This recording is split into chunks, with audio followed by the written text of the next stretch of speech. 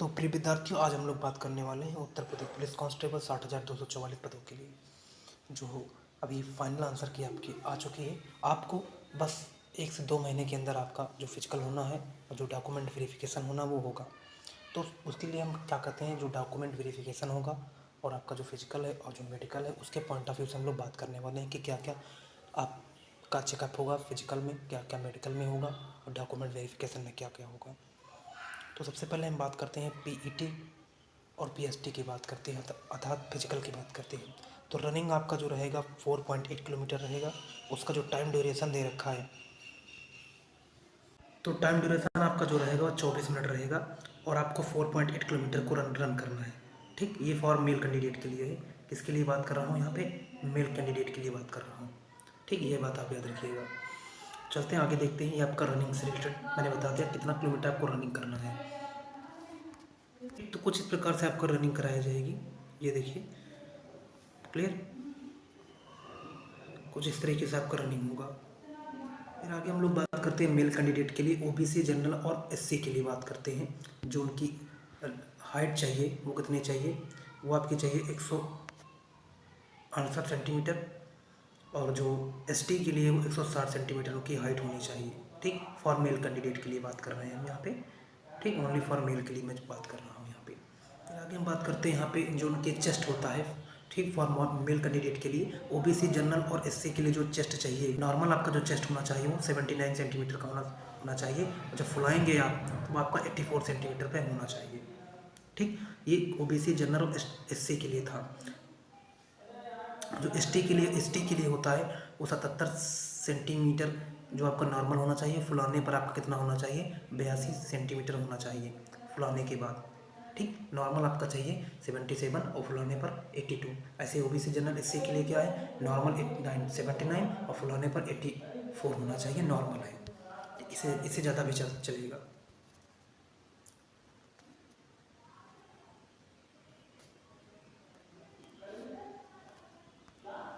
तो हम लोग ने हाइट के बारे में बात कर लिया, चेस्ट के बारे में बात कर लिया, रनिंग के बारे में बात कर चुके हैं कि रनिंग के बारे में होगी 4.8 किलोमीटर, जो 25 मिनट में आपको टाइम ड्यूरेशन दे रखा है।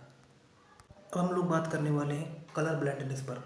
ठीक, तो ये जब जैसे किसी कैंडिडेट को क्या है, कह सकते हैं कि अगर उसकी जो आई साइट जो है, अगर उसे आई साइट डिफेक्ट है, तब आपको इस तरीके के जो इमेज दिखाए जाएंगे, आपको उनमें से इमेज से आपको नंबर बताना होगा। ठीक, आपको करीब करीब आपको वो 1.5 से 2 मीटर या 5 से 6 मीटर दूर खड़ा करेंगे।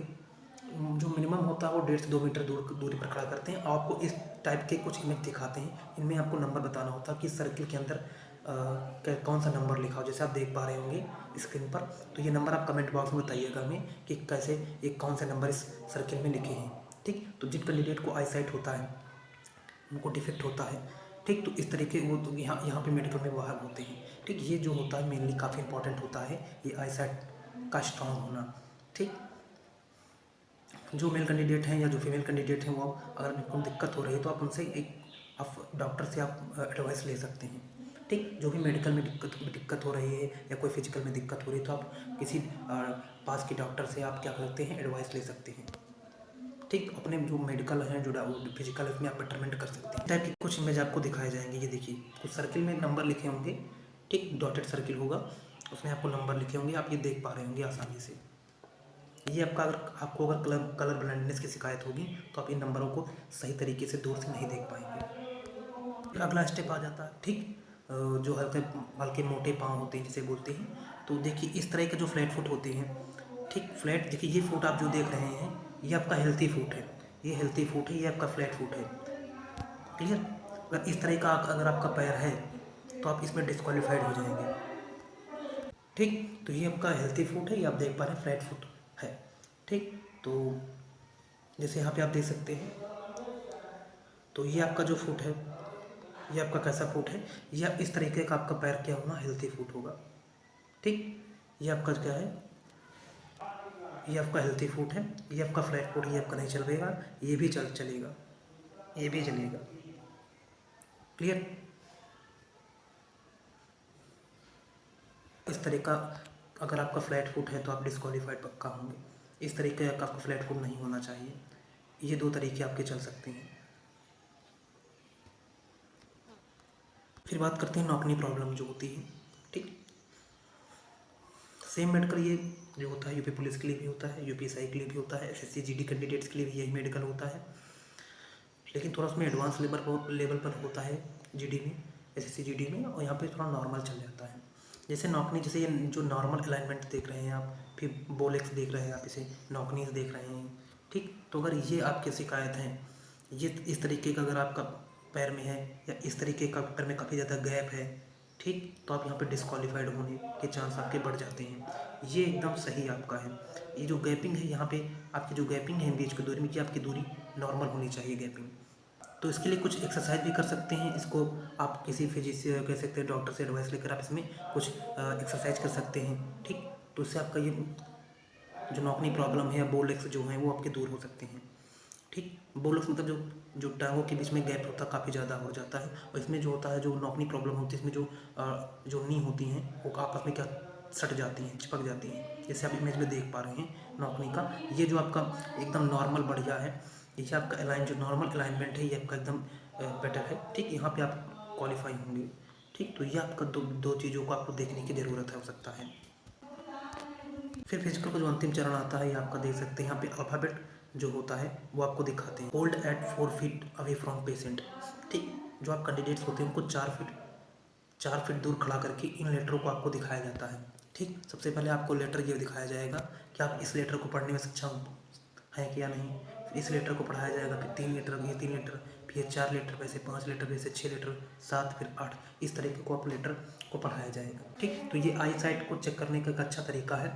ठीक, सबसे बड़ा लेटर, फिर उससे छोटा, फिर उससे छोटा, फिर उससे छोटा, फिर उससे छोटा, फिर सबसे छोटे, इस तरीके से करीब 6 से 7 स्टेप में आपको दिखाया जाएगा। ठीक, तो इस तरीके आपको लेटर पढ़ के बताना होगा। ठीक, ये 4 फीट आपको दूर रखकर आपको दिखाया जाएगा इमेज।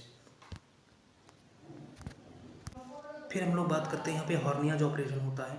ठीक, तो वो अगर आप किसी कैंडिडेट को है तो वो नॉर्मल ऑपरेशन होगा, उसका ऑपरेशन हुआ होगा। ठीक, तो वो नॉर्मल, कोई दिक्कत नहीं होनी चाहिए। ठीक, वैसे इसमें इससे ज़्यादा कोई दिक्कत नहीं किसी कैंडिडेट को। ठीक, ये चलता है। ठीक, उसका ऑपरेशन हो गया है, ऑपरेशन कितने साल का पुराना है, ठीक, ये आपको बताना होगा।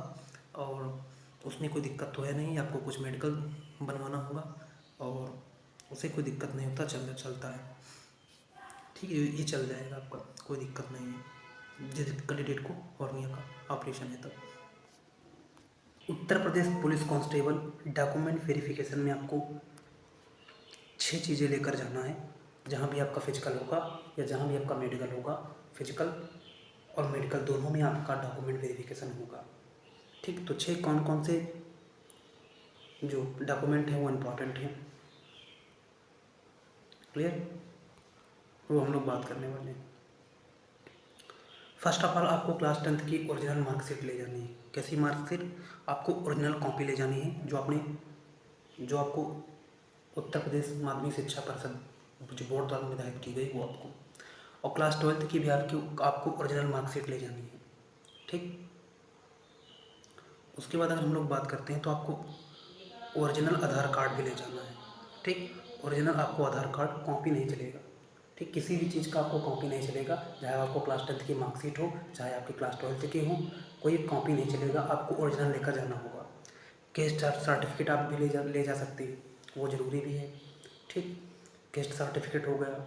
ठीक, और जो भी आपने जो ऑनलाइन आवेदन किया था तो आपको कॉपी जो रिसीव हुई थी वो आपको कॉपी, आपको प्रति भी ले जानी है। ठीक, क्लियर, वो आपको साथ में जरूर ले जाना है। फिर पासपोर्ट साइज़ फ़ोटो आपको ले जाना, कम से कम 4 आप लेकर जाइए, ना लेकर जाना है डॉक्यूमेंट वेरिफिकेशन के टाइम में, चाहे आपका फिजिकल हो चाहे आपका मेडिकल हो।